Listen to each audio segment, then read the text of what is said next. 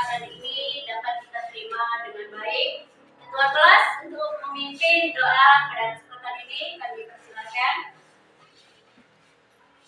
Mari kawan-kawan, sebelum belajar kita berdoa mengamalkan keputusan masing-masing. Berdoa dimulai.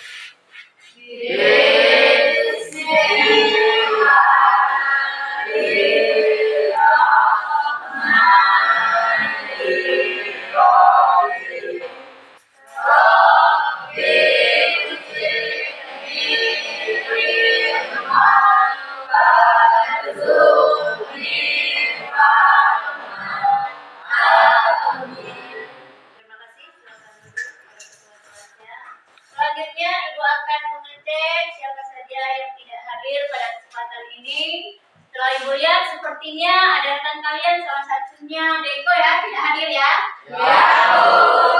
Ada yang tahu kenapa Deko tidak hadir? Sakit ya. Kita doakan mudah-mudahan beliau cepat sembuh sehingga dapat mengikuti pelajaran seperti biasanya seperti kalian pada saat ini. Baiklah, untuk meningkatkan rasa patriot kita bersama-sama terlebih dahulu menyanyikan kebangsaan kita. Ada yang tahu apa lagu kebangsaan kita? Indonesia. Bagus. Untuk menyanyikan lagu tersebut, saya minta Afifa untuk memimpin sebagai dirijennya. Kepada Afifa silakan maju ke depan, kepada anak-anak yang lain silakan berdiri.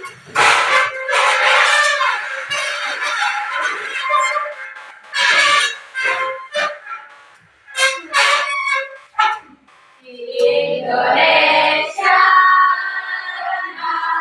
airku, tanah tumpah darahku. Di sana aku berdiri, jadi pandu ibuku. Indonesia bangsaku, bangsa dan tanah airku. Marilah kita berseru, Indonesia bersatu. Hiduplah tanahku, hiduplah negeriku, bangsaku, rakyatku semuanya. Bangunlah jiwanya, bangunlah badannya untuk Indonesia Raya. Indonesia Raya, merdeka, merdeka, tanahku, negeriku yang ku cinta. Indonesia Raya, merdeka, merdeka, hiduplah Indonesia Raya. Terima kasih, silakan duduk kembali. Baik, di sini sebelumnya Ibu mau bertanya pada kesempatan ini, apa kabar kalian? Baik. Bagaimanakah perasaan kalian pada hari ini? Senang. Mudah-mudahan kalian semua dalam keadaan sehat, hati dan perasaan kalian juga dalam keadaan bahagia. Ya, untuk lebih bahagia lagi, Ibu akan mengadakan fokus supaya kalian fokus. Semuanya silakan berdiri.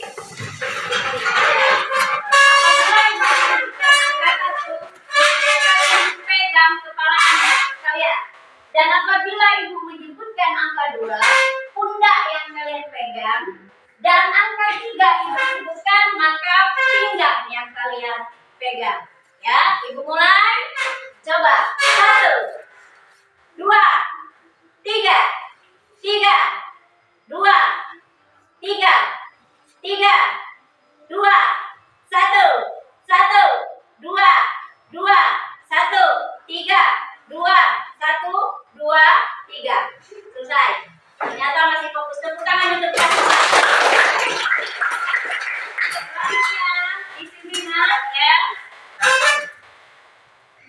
Ibu akan akan menyebutkan materi kita pada pagi hari ini adalah menulis cerita kreatif. Kreatif cerita pendek. Seperti yang ada di situ ya. Menulis kreatif cerita pendek. Nah, saya yakin kalian semua sudah sering yang namanya bercerita. Dalam kehidupan kalian sehari-hari kalian erat sekali yang namanya dengan bercerita. Nah, antar teman, antar keluarga dan lain sebagainya. Dari materi ini ada tujuan yang harus kita capai. Ada dua yang harus kita capai, ya. Coba dilihat di depan. Yang pertama, dari materi ini diharapkan para peserta didik itu mampu mengidentifikasi unsur-unsur intrinsik dari cerita pendek. Apa yang pertama? Ya, mengidentifikasi unsur-unsur dari cerita pendek. Kemudian tujuan yang kedua, peserta didik mampu menelaah unsur-unsur cerita pendek.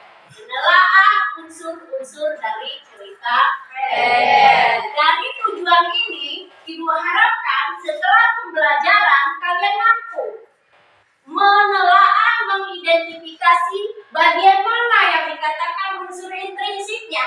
Ada berapa unsur dari cerita pendek tersebut. Nah, itu dari tujuannya, ya. Selanjutnya, ya, Ibu akan menanyakan materi kita sebelumnya. Karena pada minggu lalu kita sudah belajar yang namanya pengertian dari cerita pendek, ciri-ciri dari cerita pendek, dan struktur dari cerita pendek. Kembali, untuk mengingatkan, saya tanya, adakah di antara kalian yang masih mengingat apa itu cerita pendek? Afifah, silakan. Karya sastra. Karya sastra. Yang lain? Dongeng. Dongeng. Yang lain? Komik. Komik. Adakah yang lain? Cerita pendek. Ya, bagus. Semuanya bagus ya. Pada dasarnya semua itu benar, nak. Semuanya itu benar. Seperti yang dikatakan Afifah, cerpen itu merupakan salah satu dari karya sastra. Kenapa? Merupakan salah satu karena bukan hanya cerpen, banyak yang lainnya seperti yang disebutkan teman kalian tadi, dongeng, cerpen, yang misalnya novel, ya, itu merupakan bagian dari karya sastra juga. Makanya di sini cerpen itu merupakan salah satu karya sastra, di mana ceritanya itu biasanya mengungkapkan sebuah kejadian yang sering terjadi pada manusia yang berkaitan erat dengan kehidupan kita sehari-hari. Kemudian dari cerpen itu, apakah setiap cerita itu termasuk cerpen? Tidak. Minggu lalu sudah Ibu sebutkan. Ada berapa ciri-ciri dari cerpen tersebut, nak? Ya. Ada 3. Apa yang pertama? Ya, dia ciri-ciri yang pertama cerpen itu tidak lebih dari 10.000 kata. Maksudnya jumlahnya itu dibatasi paling banyak 10.000 kata, dan apabila kita tulis biasanya paling banyak 10 lembar. Itu paling banyak. Bu, kurang dari situ boleh sayang, ya. Karena kenapa? Maksimal. Beda kalau dengan novel. Novel itu terdiri dari beberapa buku, ya, terdiri dari beberapa bab, sehingga membutuhkan waktu yang cukup banyak. Sedangkan cerpen adalah membutuhkan waktu sekali duduk selesai untuk kita baca. Apa yang ketiga? Yang kedua, berpusat pada satu tokoh. Iya, Bu, dia berpusat pada satu tokoh. Apakah hanya satu, Bu, tokohnya? Tidak, ada tokoh yang lain, tetapi cerita itu hanya dipusatkan pada satu tokoh, sehingga cerpen itu hanya memiliki gagasan utamanya tunggal.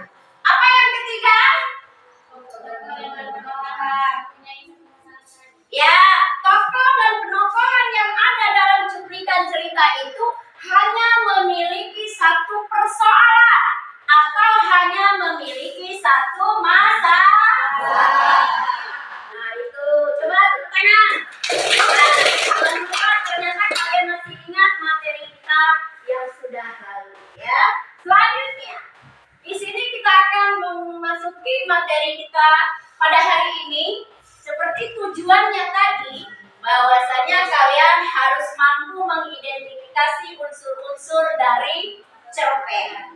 Unsur-unsur dari cerpen terbagi menjadi dua. Yang pertama, ada unsur intrinsik. Ya, ada unsur intrinsik. Unsur intrinsik itu adalah sebuah unsur yang ikut membangun karya sastra dari dalam. Maksudnya ada kata dalam di situ. Ya, ada kata dalam. Bahwa pada unsur intrinsik ya terdiri dari tema, ada alur, ada latar, ada tokoh, penokohan, sudut pandang dan kata. Yang katanya tadi unsur intrinsik harus ikut membangun karya sastra dari dalam. Ini artinya cerita yang kita buat itu harus ada tema, harus ada alur, harus ada setting, harus ada tokoh, penokohan, sudut pandang dan kata. Semuanya harus mencakup, harus ada dalam cerita tersebut. Baik, di sini Ibu akan sampaikan satu persatu, ya. Yang pertama, unsur intrinsik itu adalah tema. Ada yang tahu tema? Apa, Afifah? Sesuatu yang dibahas dalam cerita. Sesuatu yang dibahas dalam cerita. Yang lain? Judul dari cerita. Judul dari cerita. Yang lain? Ya, semuanya pada dasarnya benar, ya. Tapi ingat tema dengan judul itu berbeda. Salah satu contoh misalnya, temanya adalah keluarga. Maka, kalau dikatakan keluarga itu cakupannya luas. Sedangkan cerpen itu harus hanya satu permasalahan. Maka harus kita spesifikkan. Dari tema itu kita jadikan sebuah judul. Misalnya, Ayahku yang Baik Hati. Siapa tokoh di situ? Ayah. Apa? Kenapa ayah? Baik hati. Itulah beda antara tema dan judul. Jadi tema itu berbeda dengan judul. Jadi unsur intrinsik yang pertama itu adalah tema. Tema itu adalah gagasan pokok permasalahan. Itu yang disebut dengan tema. Ibu lanjutkan yang kedua. Yang kedua adalah alur atau plot. Alur itu adalah rangkaian peristiwa atau tahap-tahap dalam membuat sebuah cerita. Alur terbagi menjadi 3. Ada alur maju, ada alur mundur, ada alur maju dan mundur. Yang dikatakan alur maju adalah sebuah cerita yang diawali dari proses, dari sebab, dan diakhiri dengan sebuah akibat. Sedangkan alur mundur kebalikannya, yaitu ceritanya itu dimulai dari akibat, baru kembali proses atau sebab. Nah, Bu, ada alur maju mundur, kata Ibu. Iya benar.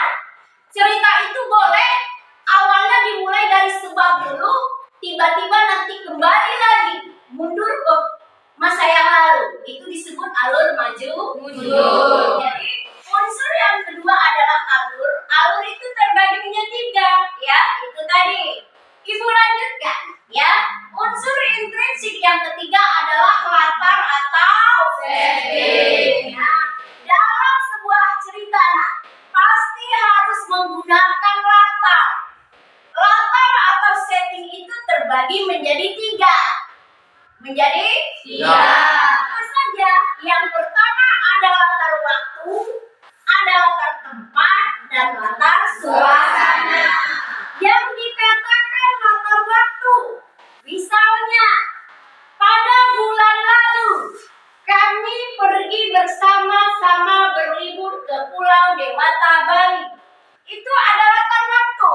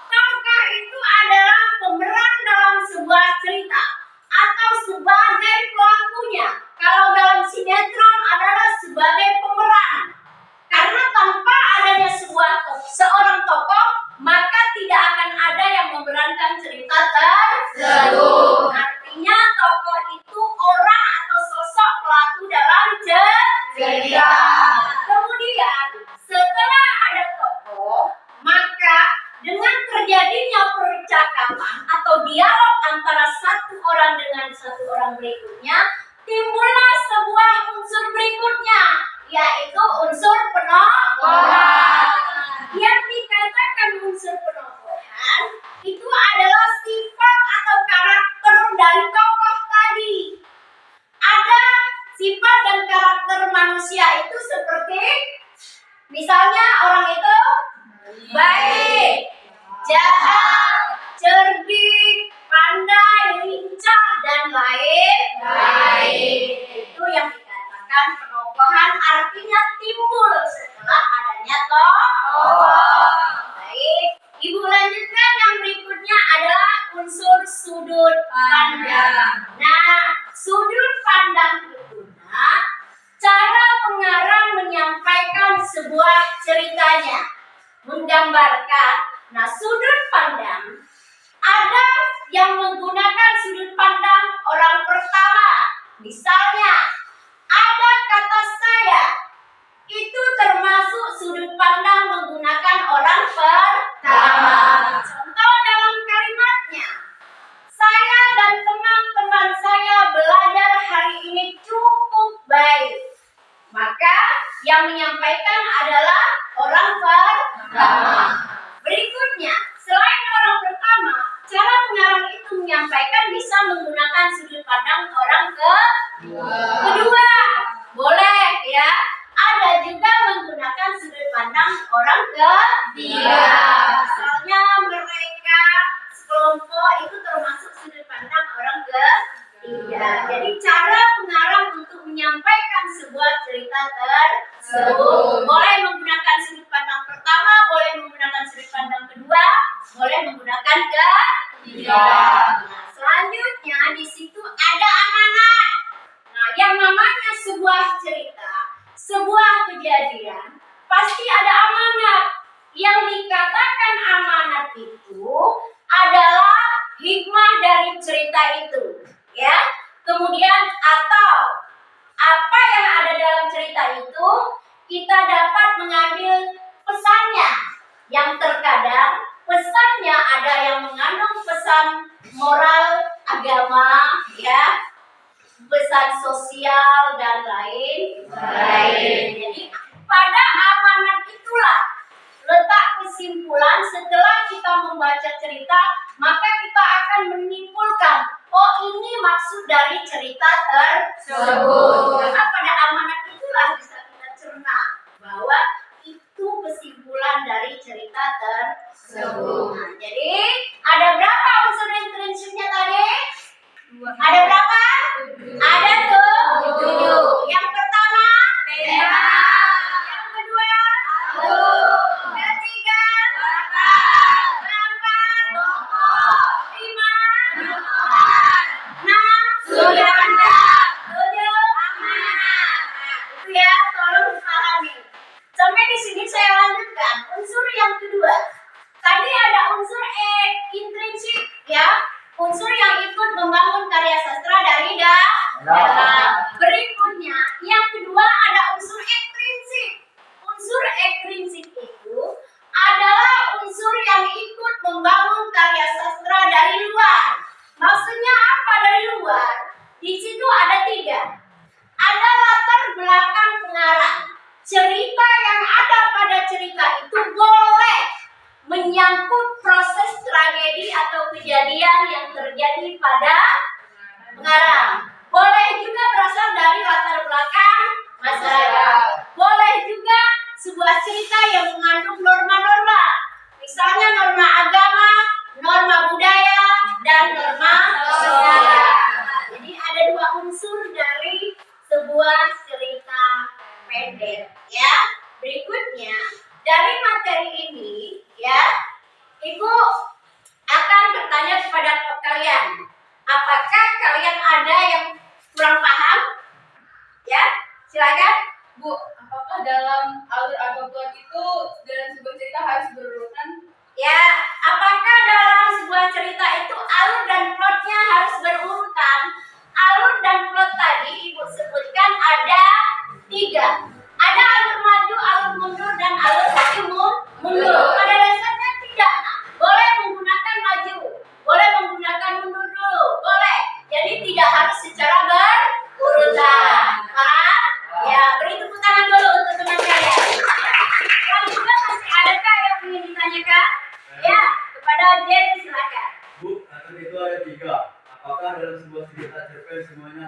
latar tersebut? Ya, latar tadi terbagi menjadi 3. Ada latar waktu, latar tempat, dan latar suasana.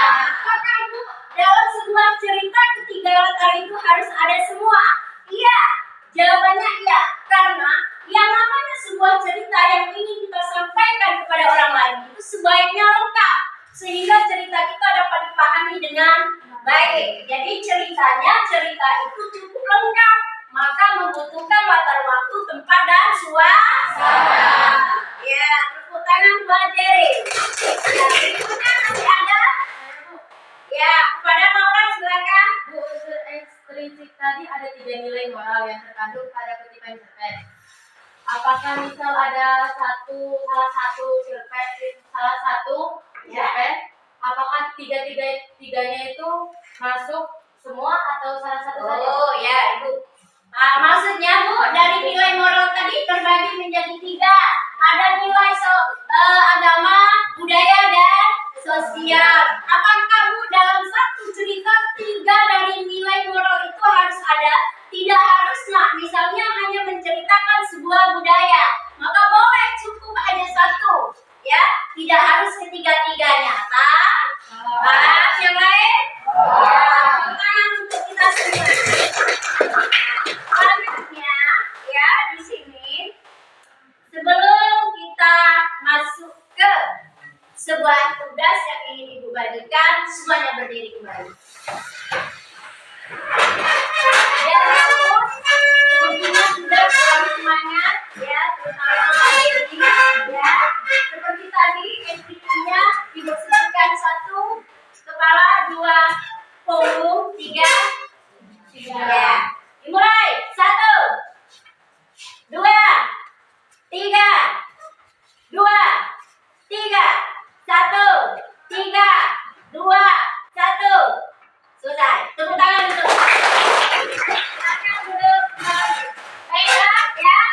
Ini akan ada Ibu bagikan, ya. Nanti kalian silakan dulu baca secara bersama, kemudian diskusikan, ya.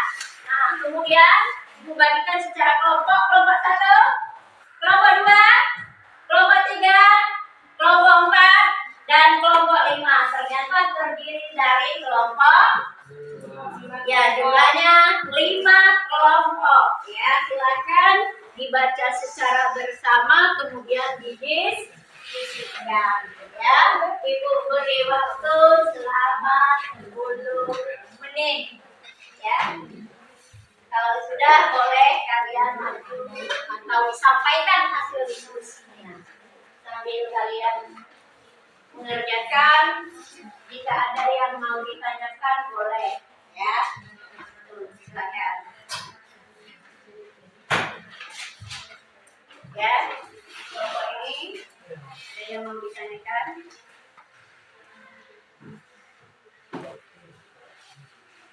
Sambil didiskusikan.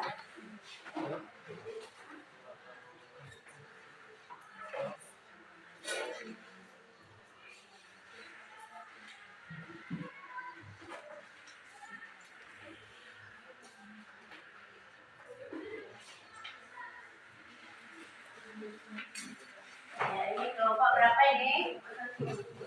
Ini kelompok 5, ya. Silakan.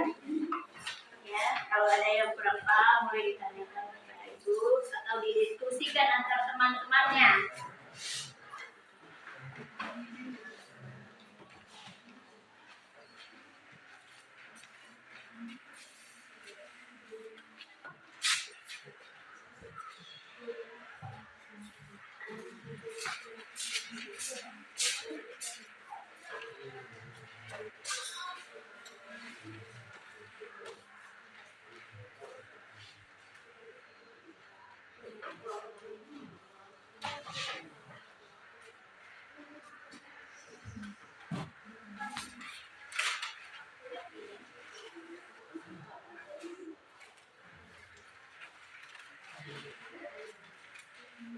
Ya, silakan didiskusikan.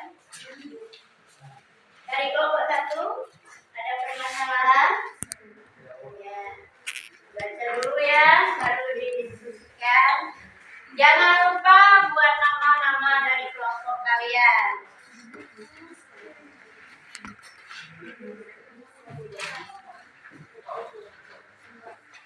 Arjun, silakan berdiskusi dengan temannya, ya.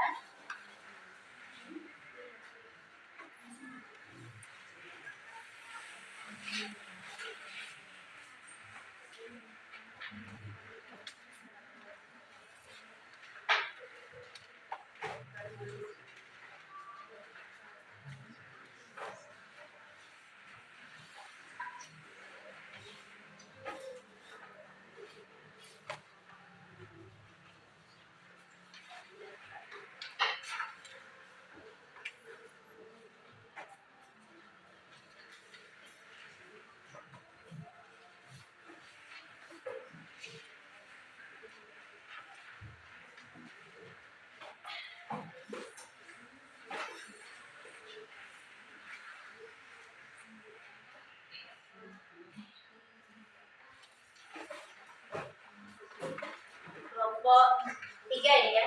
Kelompok 2, bagaimana? Ya.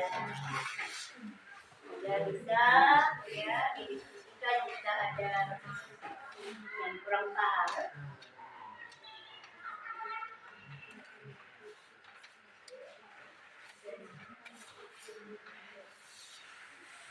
Bagus, berdiskusi dengan temannya.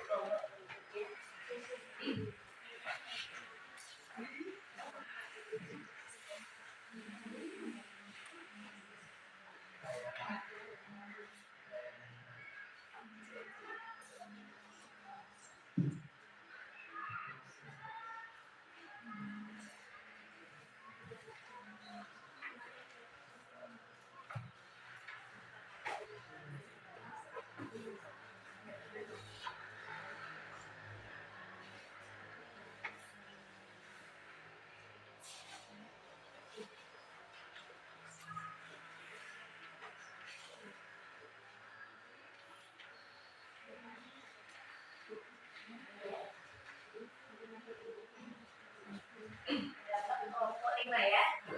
Ya.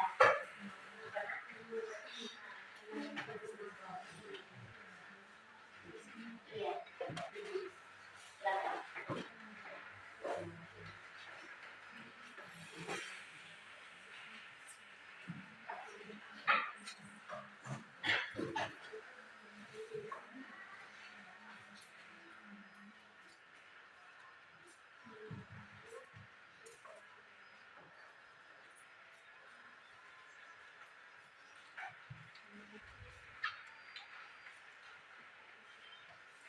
Jangan lupa nama-nama kelompoknya ditulis.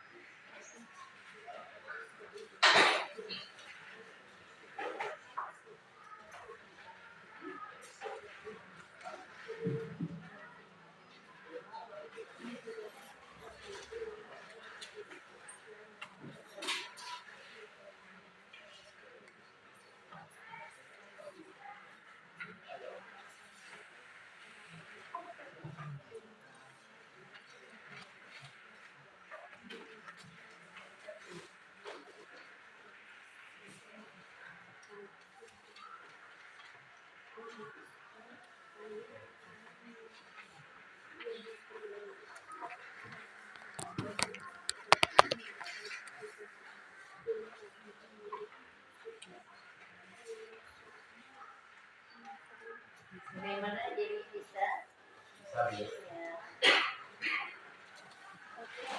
Kelompok 4. Baca. Ya.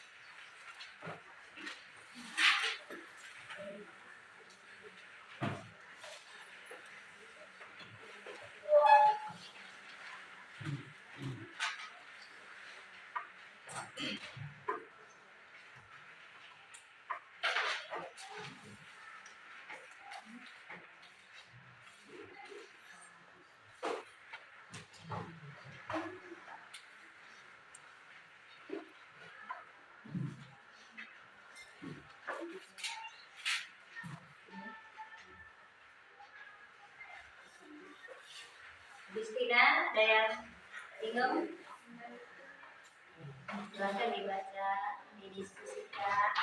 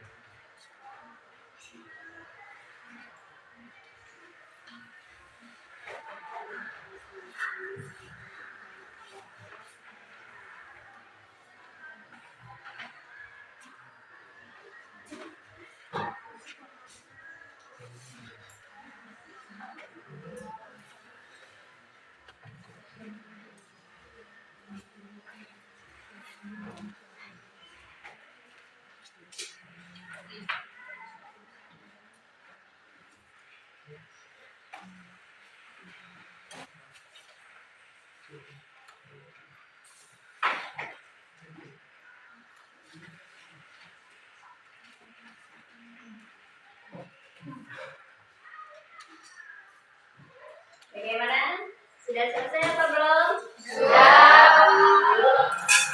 Adakah yang belum? Kelompok yang mana? Yang masih ada satu kelompok, coba boleh dilanjutkan kalau belum. Yang lain sambil didiskusikan kembali, kita tunggu kelompok yang satu masih belum selesai. Kalau sudah semua baru kita mulai.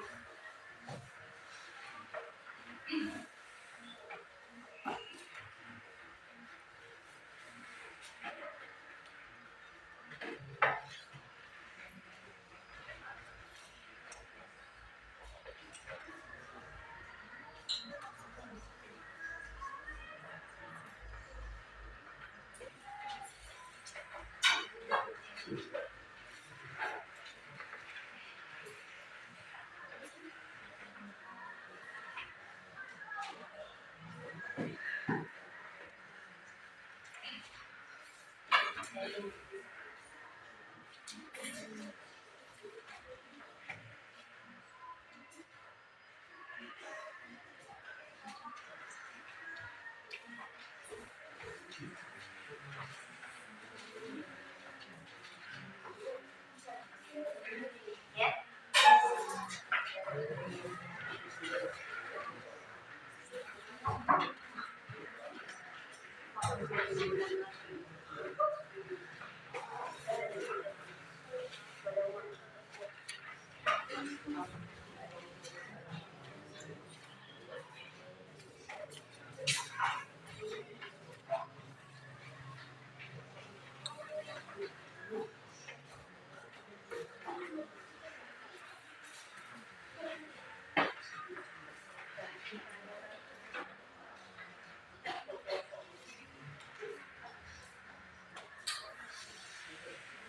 Bagaimana kelompok tadi?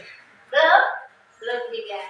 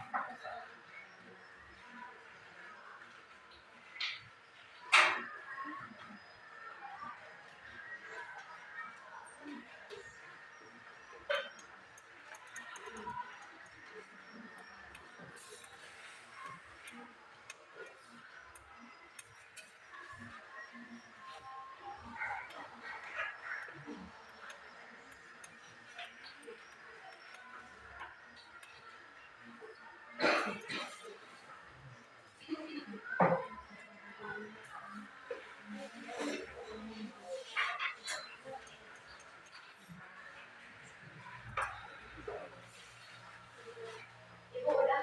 Sudah? Ya. Sudah semua? Sudah. Sudah. Kalau sudah, coba kita mulai dari kelompok satu untuk menyampaikan hasil diskusinya. Ya. Kepada kelompok satu silakan dipersilakan. Untuk kelompok yang lain tolong disimak, diperhatikan ya apa yang disampaikan dari teman Anda. Silakan.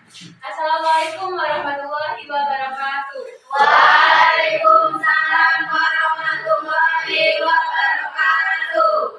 Kami dari kelompok 1 bersama saya Ahmad Sahira sebagai moderator dan teman saya Yelita Ramadhani. Di sini kami akan membacakan hasil diskusi kami yang akan disampaikan oleh teman saya Yelita Ramadhani. Ada Yelita, silakan. Unsur intrinsik cerpen berjudul Diuji dengan Mimpi. 1. Temanya, sikap yang jujur. 2. Alurnya alur maju. 3. Latar. 1. Tempatnya rumah. 2. Waktunya Sabtu sore. 4. Tokoh dan penokohan. Tuan Ajis, kaya dan baik. 2. Ahmed, cerdik dan bijaksana. 3. Juleha masa bodoh. 4. Rodiah mengambil kesimpulan sembarangan. 5. Anida pandai dan tidak mudah terpengaruh. 5. Sudut pandangnya orang ketiga. 6. Amanat berbicara jujurlah kepada orang lain.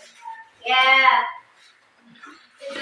Itu dia hasil diskusi dari kami. Jika kelompok lain ingin bertanya atau memberikan pendapat, kami persilahkan. ya, jika ada kelompok lain, ada yang memberikan tanggapan atau pertanyaan kepada kelompok satu, kurang puas apa yang mereka sampaikan, dipersilakan. Ada? Kelompok satu? Tidak ada? Cukup jelas dari kelompok satu? Cukup. Ya, kalau sudah jelas, ya silakan duduk untuk kelompok satu, kita beri tepuk tangan. Kita lanjutkan untuk kelompok berikutnya. Kelompok 2. Silakan dari kelompok 2 sampai ke masing-masing. Assalamualaikum warahmatullahi wabarakatuh. Waalaikumsalam warahmatullahi wabarakatuh. Perkenalkan kami dari kelompok 2, saya Tias Melia Anggraini sebagai moderator dan rekan saya yang bernama Saya Keprianti. Bunga Piana Primi Fatia. Di sini kami akan membacakan hasil diskusi kami yang akan dibacakan oleh Septia. Kepada Septia kami persilakan. Unsur intrinsik dari cerpen yang berjudul Diuji Dalam Mimpi. Hasil diskusi kami adalah sebagai berikut. Yang pertama ada tema. Tema dari cerpen di atas adalah kejujuran dan kepandaian. Ada juga alur dan plot, alur maju dan alur mundur. Dan di situ juga terdapat latar tempat dan latar waktu. Latar tempatnya adalah di rumah Tuan Aziz dan latar waktu Sabtu sore. Adapun tokoh dari cerpen di atas, Tuan Aziz, Ahmed, Zuleha, Rodiah, dan Anidar. Ada juga sudut pandang. Sudut pandangnya orang ketiga. Amanatnya berkata jujur kepada orang lain dan harus memiliki sifat jangan mudah dipengaruhi oleh orang lain. Itulah hasil diskusi kami. Jika ada yang ingin bertanya atau menanggapi, kami persilahkan. Ya. Kelompok lain? Saya. Ya, silakan berdiri. Saya Naura dari kelompok 2. Baiklah, kami akan menanggapi kelompok 2. Bahwa unsur intrinsik yang disampaikan kurang tepat, yaitu di bagian penokohan. Setiap penokohnya tidak ada. Mungkin itu saja. Terima kasih. Terima kasih atas tanggapannya. Kedepannya kami akan perbaiki. Kami akhiri. Wassalamualaikum warahmatullahi wabarakatuh. Ya, waalaikumsalam warahmatullahi wabarakatuh. Buat yang menanggapi, berarti kamu memperhatikan dengan baik sehingga apa yang dia sampaikan ada yang kurang tepat, sudah benar tetapi belum lengkap. Seperti tadi yang ditanyakan oleh Maura, apa tadi nak? Di setiap penokohnya, di setiap tokohnya tidak ada. Ya, tokohnya sudah disebutkan dari kelompok 2, tetapi dari penokohannya itu watak dan karakter tidak dijelaskan satu per satu. Sehingga sedangkan kembali ke unsur intrinsik dari penokohan itu akan timbul, dari tokoh itu akan timbul sebuah penokohan. Pada kelompok 2 tadi seperti yang kita dengarkan yang sudah disampaikan oleh perwakilan dari kelompoknya, mereka sudah ada semua unsur intrinsiknya, tetapi pada bagian tokoh tidak ada penokohan atau karakter dari setiap tokoh. Terima kasih untuk yang menanggapi. Beri tepuk tangan. Cukup bagus. Kita lanjutkan untuk kelompok 3. Assalamualaikum warahmatullahi wabarakatuh. Waalaikumsalam warahmatullahi wabarakatuh. Kami dari kelompok 3, saya Prima Hasuti Dwi Aryani sebagai moderator dan di sebelah saya adalah rekan-rekan saya yang bernama Ani Aulia, Dea Ananti, Meiza Kirana. Baiklah, di sini kami akan memaparkan hasil diskusi kami yang akan dibacakan oleh Hani Aulia. Pada Hani kami persilakan. Hasil diskusi kami dari kelompok 3 adalah sebagai berikut. Unsur intrinsik yang ada dari cerpen Diuji Dalam Mimpi adalah 1. Temanya, sebuah sikap yang pandai dan jujur. 2. Alur atau plot. Alur maju atau yang diawali dengan proses sebab dan diakhiri dengan sebuah akibat. 3. Latar atau setting. Rumah Tuan Aziz merupakan latar tempatnya. Selain latar tempat, terdapat juga latar waktu yang menunjukkan hari Sabtu sore. 4. Tokoh dan dan sikap penokohannya. Tuan Aziz baik, Ahmed orangnya sangat cerdik, Zuleha memiliki sifat masa bodoh dan kurang baik. Rodia mudah mengambil kesimpulan, Hamidah orangnya sangat pandai. 5. Amanat. Berkatalah jujur pada orang lain dan jangan mudah terpengaruh. Sekian hasil diskusi dari kelompok kami. Jika ada kelompok lain yang ingin bertanya atau menanggapi, dipersilakan. Ya, kelompok 1, silakan. Perkenalkan, saya Abdul Sahira dari kelompok 1. Saya ingin menanggapi hasil diskusi dari kelompok 3. Menurut kami, hasil diskusi yang disampaikan kelompok 3 ada yang kurang jelas, yaitu amanatnya. Mungkin masih bisa dijelaskan lagi. Itu saja mungkin. Ya, amanat pada bagian amanat kurang jelas dari kelompok 1. Boleh diulang? Amanat tadi sampaikan kembali. 5. Amanat. Berkatalah jujur pada orang lain dan jangan mudah terpengaruh. Ya, amanatnya maksudnya dari cuplikan cerpen itu tadi bahwa dapat diambil kesimpulan bahwa sebaiknya kita akan selalu berkata jujur kepada orang lain. Karena dengan berkata jujur akan memberikan dampak yang baik pula untuk diri kita sendiri. Selain berkata jujur, kalau bisa kita sifatnya jangan mudah terpengaruh terhadap orang lain. Kita harus punya prinsip, harus bisa membedakan mana yang baik, mana yang buruk. Nah, bagaimana dari kelompok 1? Silakan.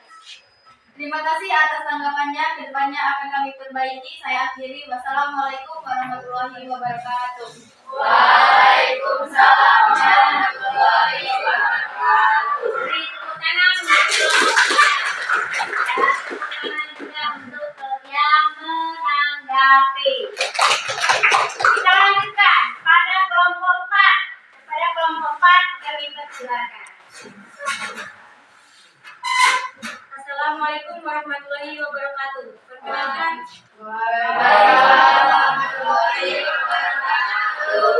Perkenalkan, saya Bustina Itasari sebagai moderator dari kelompok 4. Dan rekan saya yang bernama Nagita Bandari. Di sini kami ingin menyampaikan hasil diskusi yang akan dibacakan oleh Nagita. Kepada Nagita kami persilakan. Hasil diskusi kami dari kelompok 4 mengenai unsur intrinsik yang ada pada cerpen yang berjudul Diuji dengan Mimpi. Ada 6 unsur yang kami temukan, yaitu 1. Ada unsur tema. Tema dari cerpen ini adalah sebuah kejujuran dan kepandaian. 2. Unsur yang kedua yaitu ada unsur alur atau plot yang digunakan alur maju. Karena ceritanya dimulainya dari sebuah sebab menuju dampak atau akibat dari sebab itu. 3. Lalu unsur ketiga terdapat sebuah latar tempat kejadiannya. Kejadian yang terjadi tepatnya di rumah Tuan Aziz. Selain latar tempat ada latar waktu, yaitu prosesnya terjadi pada hari Sabtu sore. 4. Selanjutnya ada tokoh sebagian pelakunya dan dengan adanya pelaku maka akan timbul penokohan dari setiap pelakunya, yaitu 1. Tuan Aziz, orangnya kaya dan selalu menginginkan yang terbaik. 2. Ahmed, orangnya cerdik dan bijaksana. 3. Zuleha, memiliki sifat insta dan bodoh. 4. Rodia, sembarangan setiap menyimpulkan kesimpulan. 5. Sudut pandang yang digunakan adalah sudut pandang orang ketiga. 6. Amanat yang kami dapatkan setelah membaca cerpen tersebut berkata jujur kepada orang lain dan janganlah mudah terpengaruh. Sekian diskusi dari kelompok kami. Jika ada kelompok lain yang ingin bertanya atau ingin menanggapi, dipersilakan. Kepada kelompok lain ada tak yang mau menanggapi dari kelompok 4? Tidak ada? Cukup jelas yang disampaikan kelompok 4? Ya, paham ya? Cukup jelas, lengkap, semuanya dipaparkan, mulai dari tema sampai pada amanatnya, baik itu dari tokoh maupun penokohannya cukup jelas dipaparkan, ya. Sehingga peserta yang lain tidak ada yang bertanya, tidak ada yang menanggapi karena sudah cukup jelas. Beri tepuk tangan untuk kelompok 4. Ya, terima kasih. Silakan duduk kembali. Kita lanjutkan pada kelompok 5. Kelompok 5, silakan. Assalamualaikum warahmatullahi wabarakatuh. Waalaikumsalam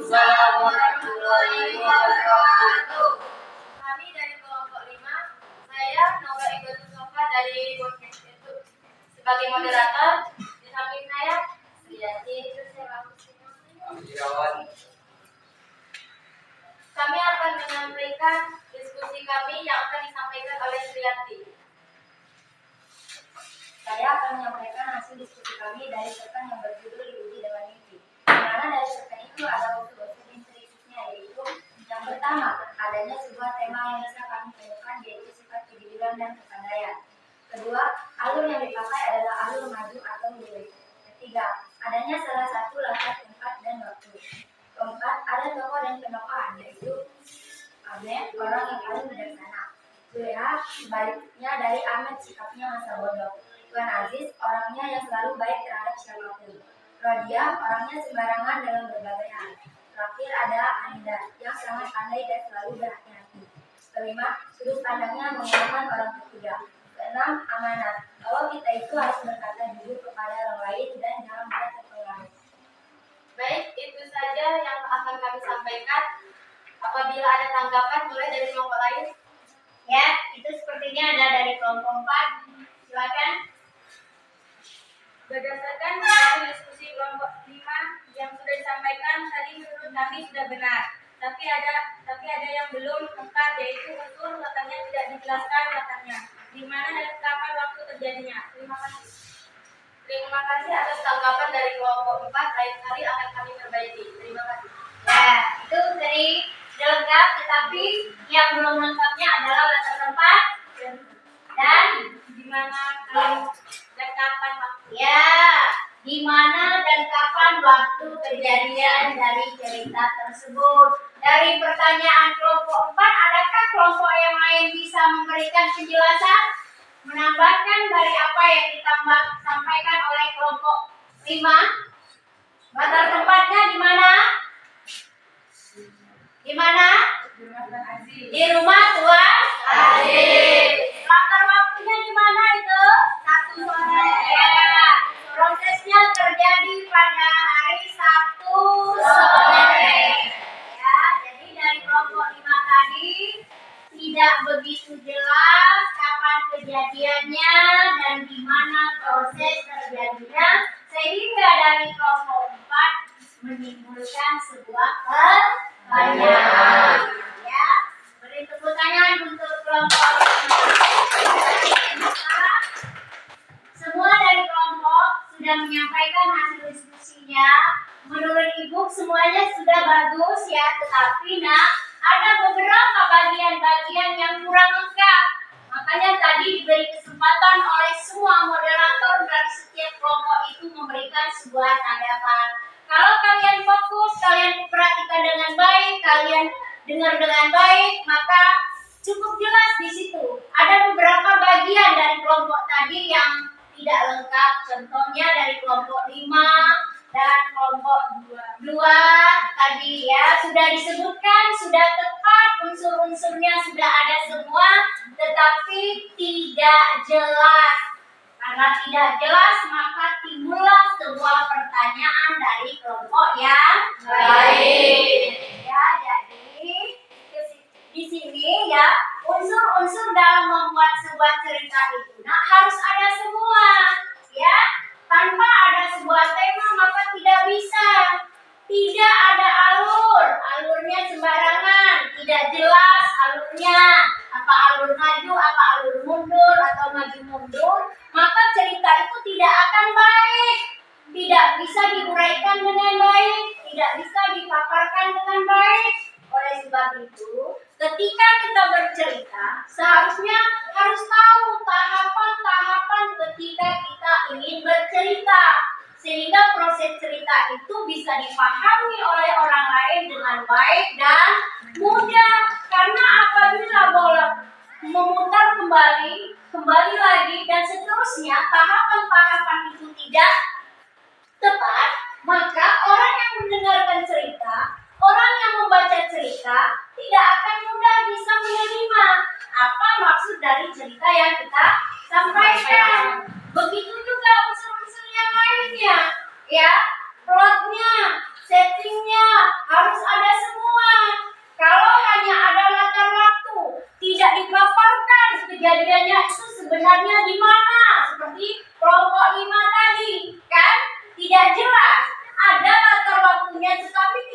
menjelaskan di mana, ya, maka orang lain akan menimbulkan sebuah pertanyaan setelah membaca cerita tersebut atau setelah mendengarkan kita bercerita.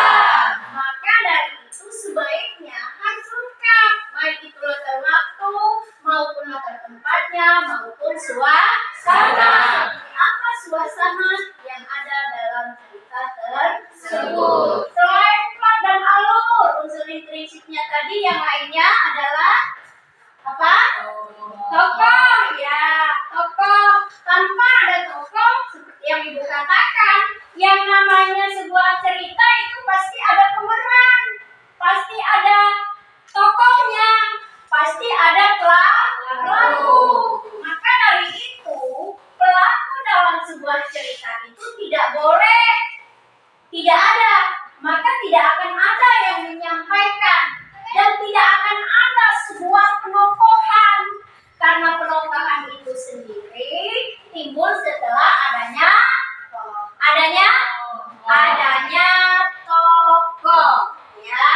Kalau tidak ada tokoh tidak akan ada penokohan. Penokohan itu sifat atau karakter daripada sang tokoh, ya, tergantung dengan sebuah dialognya. Ada yang bersikap baik, jujur, cerdik, jahat, ya, iri, ya, dan lain-lain. Nah, seperti itu. Begitu juga ada sudut pandang. Yang namanya pengarang itu pasti ketika menyampaikan ceritanya menggunakan sudut pandang. Apakah dia menggunakan sudut pandang pertama, ataukah sudut pandang orang kedua, ataukah sudut pandang orang yang ketiga. Yang terakhir, unsur intrinsiknya itu yang sangat berpengaruh bagi pembaca, yaitu amanatnya, ya. Apa yang bisa kita cerna, apa yang bisa kita dapat dari cerita tersebut, baik cerita yang hanya kita dengar maupun kita baca. Oleh sebab itu, ketika kalian menulis sebuah cerita, perhatikan dengan baik amanat itu, karena amanat itulah yang akan ditangkap oleh pembaca. Maka dari itu, nak, ya, sebaiknya semua unsur itu harus mencakup semuanya. Selain unsur intrinsik tadi, Ibu katakan ada unsur ekstrinsik, ya. Unsur ekstrinsiknya tadi terbagi menjadi 3. Unsur yang, ya, berkaitan dengan latar belakang dari sang pengarang. Nah, unsur dari latar belakang pengarang, ya, maksudnya apa yang disampaikan oleh pengarang. Yang namanya cerita itu pasti ada yang membuat cerita, kan? Ada yang membuat cerita, itu yang dikatakan pengarangnya. Kadang-kadang pengarang itu menyampaikan cerita itu berdasarkan cerita yang dia alami sendiri, ya. Proses yang ada dalam cerita itu yang dia jalani sendiri, sehingga dia tuangkan menjadi sebuah cerita. Maka dari itu, cerita itu digunakan oleh sudut pandang yang berlatar belakang dari pengarang. Nanti kejadiannya atau prosesnya, tragedinya, semua berasal dari sang pengarang cerita itu sendiri. Contohnya misalnya, kalian Arjuna pada pagi tadi, ya, ketika dia berangkat terjadi musibah, maka dia menyampaikan kepada temannya, boleh dia sendiri yang menceritakan, yang diceritakan adalah proses kejadian yang dia alami sendiri. Itu boleh, karena kadang-kadang, nak, ketika kita bercerita itu apabila proses dan kejadiannya itu yang kita alami sendiri, akan lebih mudah dalam menyampaikan atau dalam bercerita ketimbang menyampaikan cerita dari orang lain. Ya, maka kebanyakan mayoritas latar belakang pengarang itu sering dipengaruhi dalam menyampaikan sebuah cerita. Sudut pandang yang berikutnya adalah latar belakang masyarakat. Maksudnya, cerita-cerita yang disampaikan itu bisa berkaitan erat proses yang ada dalam masyarakat. Banyak contohnya di masyarakat itu mengenai cerita pemilihan kepala desa, misalnya, ya, itu boleh diungkap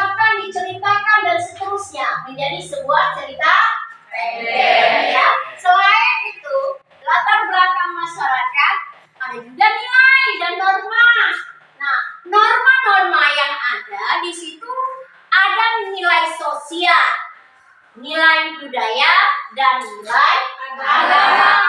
Sering sekali dalam cerita pendek itu banyak mengandung nilai agama. Ya, contohnya misalnya kalian bercerita, ya, menulis sebuah cerita. Diambil tokohnya adalah Dude. Dude anak yang baik. Maka di situ, ya, kadang-kadang sang pengarang menyampaikan cerita itu berkaitan erat dengan sifat-sifat atau karakter dari Dude, ya. Maka akan terlihat dia mengandung apa? Apakah nilai budaya, sosial, dan agama. Tapi tidak besar kemungkinan bisa juga mengenai budaya, ya. Budaya misalnya di daerah kita bisa kita uraikan menjadi sebuah cerita pendek. Misalnya budaya apa? Budaya Konre, budaya Sunda, budaya Jawa, dan lain-lain. Yang apa dalam budaya-budaya itu bisa kita tuangkan menjadi sebuah cerita. Ya, maka cerita itu bisa disebut dengan cerita pendek. Tapi ingat, ketika kita menulis cerita pendek, beda dengan cerita yang lain, ya, yaitu harus memperhatikan ciri-cirinya tadi, ya. Tidak boleh sembarangan bercerita, ya. Tidak boleh, harus diperhatikan. Karena dalam cerita pendek itu ada ciri-ciri yang harus diperhatikan, ya. Salah satunya tadi harus memiliki maksimal 10.000 kata. Bu, apakah boleh lebih dari itu? Tidak boleh, Nak. Yang namanya maksimal berarti paling banyak. Bu, apakah boleh kurang dari 10.000 kata? Boleh. Karena di situ batasannya paling banyak 10. Kurang dari 10.000 kata, maka boleh. Yang 10.000 kata itu jumlah katanya, bukan jumlah huruf. Sekali lagi, jumlah kata. Kemudian selain itu ada tokohnya, penokohannya harus tunggal. Yang dibahas di situ adalah masalah hanya satu, sehingga permasalahan yang diuraikan akan lebih spesifik dan mudah dipahami. Kenapa, Bu? Kalau pada novel itu ada beberapa permasalahan, tidak tunggal. Beda, karena novel itu terdiri dari beberapa sub atau terdiri dari beberapa tema, sehingga dia berbentuklah menjadi sebuah buku. Beda dengan cerpen. Kalau cerpen dia seperti sering kalian dengar adalah pendek, maka dia harus spesifik, ya, harus spesifik. Oleh sebab itu, ketika kita bercerita harus memperhatikan apa ciri-ciri dari cerita yang kita sampaikan. Seperti pada hari ini, cerita yang kita bahas adalah dalam cerita itu berdasarkan kelompok-kelompok yang sudah menyampaikan hasil diskusinya tadi, sekilas Ibu pahami bahwasannya unsur-unsurnya dari cerita itu tadi sudah ada semua. Cuma kalian mungkin belum dibaca dengan baik, sehingga ada beberapa kelompok yang menyampaikan hasil diskusinya kurang tepat. Nah, dari situ, dari apa yang disampaikan oleh kelompok kalian dan apa yang Ibu sampaikan, masih ada yang perlu saya tambahkan dari kelompok mana? Boleh? Kelompok 3 tadi, Bu. Ya. Amanat itu yang disampaikan itu menurut saya kurang jelas. Amanat dari kelompok 3 tadi kurang jelas katanya. Ya, di situ amanat itu biasanya bisa diambil oleh sang pembaca. Bagian amanatnya kelompok 3 tadi apa? Berkata jurulah pada orang lain dan jangan mudah terpengaruh. Ya, berkata jujurlah kepada orang lain dan jangan mudah terpengaruh. Pada dasarnya jawabannya sudah benar. Ya, sudah benar. Tetapi mungkin menurut kelompok 1 kurang jelas pada bagian apanya? Jujurnya. Jujur dalam Ya, jujur dalam apa? Misalnya begitu, mungkin ya. Tadi sudah dibaca tetapi tidak disampaikan. Ya, sebenarnya siapa yang sikap jujur pada tokoh itu? Hamida. Ya, Hamida adalah seorang tokoh yang memiliki karakter cukup jujur. Selain jujur, dia juga baik hati. Kemudian dia juga tidak mudah terpengaruh dalam mengambil kesimpulan. Mengambil keputusan. Baik ya. Nah, tokoh yang kurang baik pada cerita itu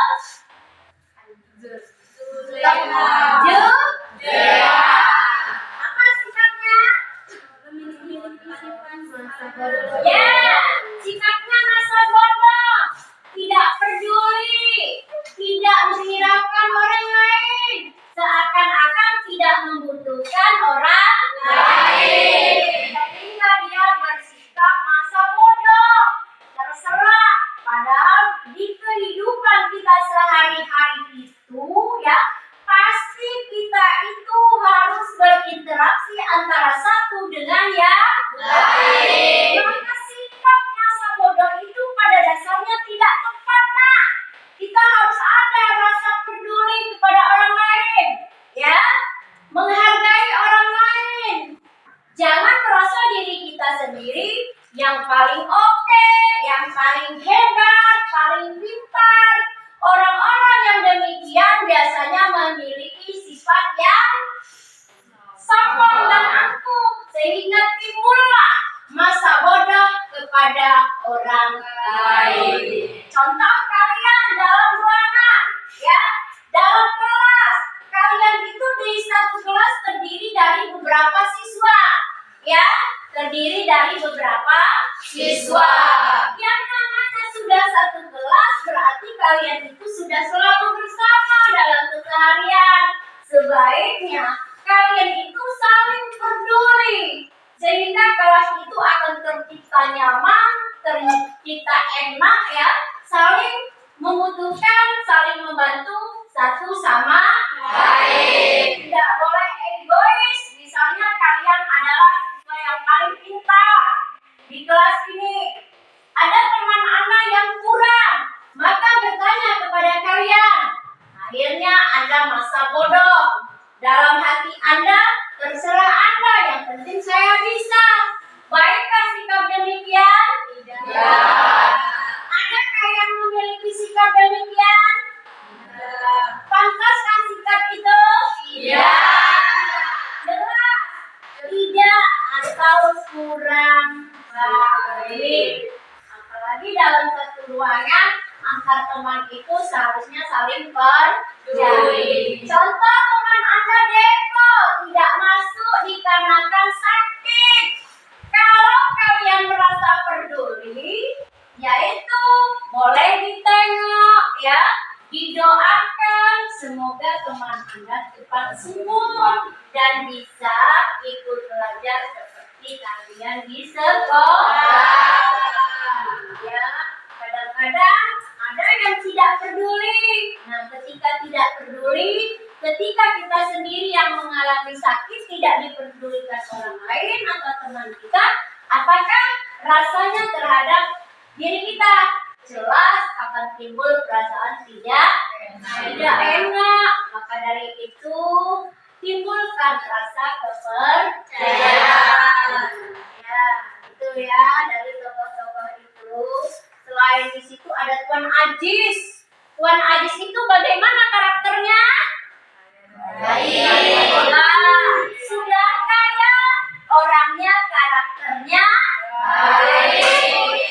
Ya, mudah-mudahan sifat dari Tuan Ajis nanti ada pada sifat kalian yang ada di ruangan ini. Ya, sudah orangnya kaya, baik pula, ya. Berarti sudah kaya tetapi peduli kepada orang lain. Beda dengan yang tadi, yang sikapnya masa bodoh, tidak peduli. Kalau Tuhan hadis tidak kan, dia sudah baik, sudah kaya, rasa pedulinya antar sesama itu cukup kuat. Itu yang ada dalam cuplikan cerpen tersebut. Tokoh yang lainnya? Ahmed tadi? Iya, cerdik. Nah, cerdik ini dalam hal apa Ahmed itu? Dalam mengambil keputusan. Berarti ya, Ahmed itu cerdiknya dalam hal yang positif.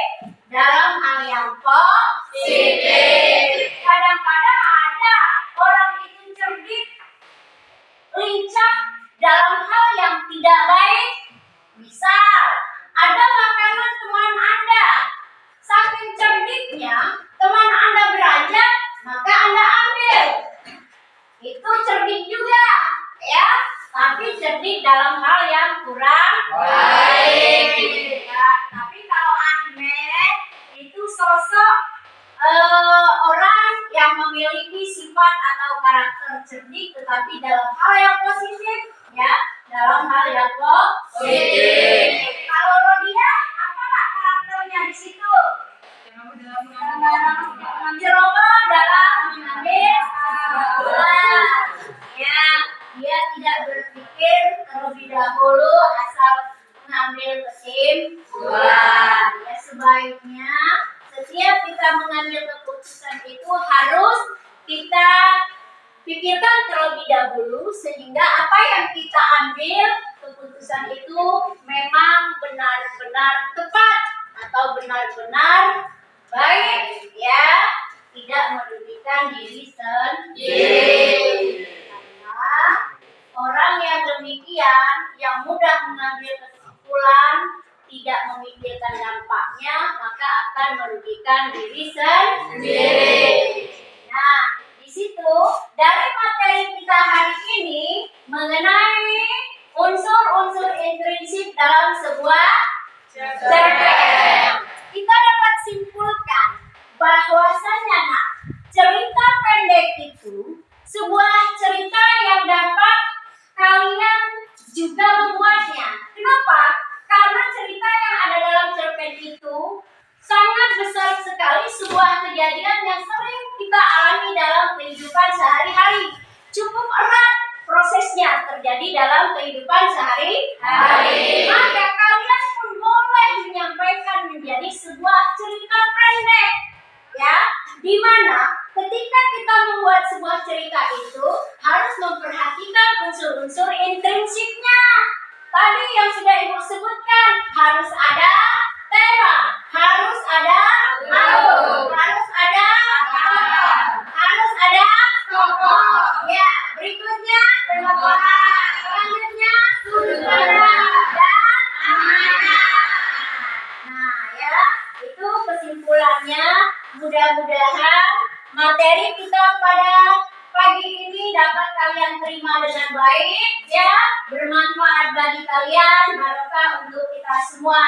Dan sebelum Ibu akhiri, ya, di sini Ibu akan menyampaikan materi kita selanjutnya supaya kalian pada pelajaran berikutnya ketika kita belajar kalian sudah ada ancang-ancang, sudah ada bayangan, ya, materi yang akan kita pelajari. Materi kita selanjutnya mengenai unsur kebahasaan dari teks cerita cerpen. Boleh dibaca di rumah, dipahami di rumah. Nanti ketika waktu kita belajar, jika ada yang kurang paham dan tidak dimengerti, kita bahas secara bersama.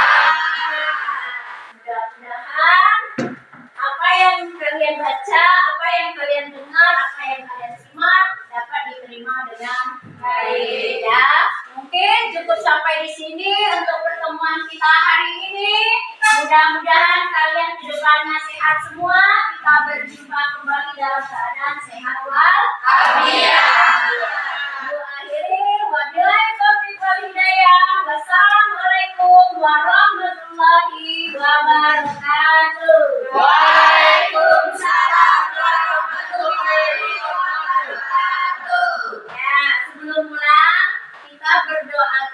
dahulu yang akan dipimpin oleh kembali ketua kelasnya. Silakan kepada ketua berdoa dalam hidup. Mari kawan-kawan, sebelum pulang kita berdoa beragama dan kepercayaan masing-masing. Berdoa dimulai.